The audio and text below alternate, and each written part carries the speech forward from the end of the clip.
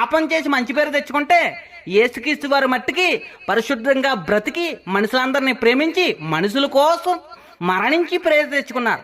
కాబట్టి యేసుక్రీస్తు వారి కంటే గొప్ప వాళ్ళు ఈ భూప్రపంచంలో మరెవరో కూడా లేరు అని ప్రపంచ చరిత్రను లెక్క పెట్టడానికి యేసుక్రీస్తు వారిని పెట్టి క్రీస్తు పూర్వమని క్రీస్తు శకమని ప్రపంచ చరిత్రని 2 భాగాలు చేశారు. మనం బీసీ అని ఏడి అని కూడా పిలుస్తున్నాం.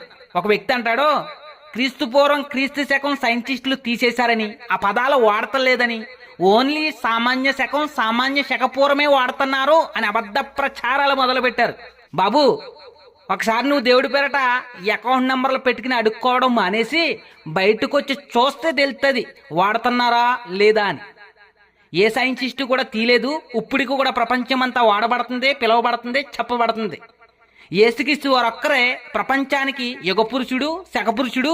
ప్రపంచానికి యేసు ఒక్కరే నిజమైన దేవుడు.